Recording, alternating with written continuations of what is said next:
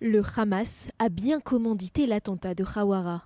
L'organisation terroriste au pouvoir à Gaza a revendiqué la responsabilité de l'assassinat de Shaheen Yekar et de son fils Aviad Nir samedi dernier dans la localité palestinienne de Cisjordanie. Le Hamas a endossé la responsabilité de plusieurs attaques terroristes depuis le début de l'année. Déjà à Khawara le 26 février, à Eli le 20 juin ou encore dans le nord de Tel Aviv le 4 juillet. Du côté de Jérusalem, des sources sécuritaires ont pointé la responsabilité de l'échelon politique et le manque de mesures pour modifier la situation sur le terrain. De nombreuses voix appellent à la reprise des éliminations ciblées des chefs du Hamas à Gaza pour tenter d'endiguer la vague de terrorisme qui frappe Israël.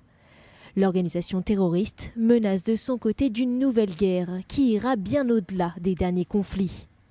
Nous sommes dans une nouvelle équation qui change chaque jour en faveur de la résistance et de ses alliés. Le gouvernement israélien envisage de prendre une série de mesures qui mèneront à une guerre totale dans la région.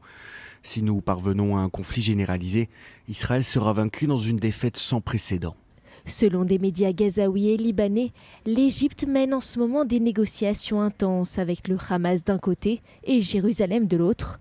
Objectif : éviter une nouvelle guerre. Le Caire est le médiateur privilégié entre les deux parties. Pour le moment, il est parvenu à maintenir un semblant de calme à la frontière entre Israël et la bande de Gaza.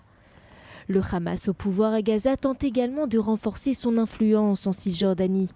L'organisation terroriste cherche à affaiblir l'autorité palestinienne et son chef Mahmoud Abbas, notamment en recrutant au sein même de l'administration palestinienne.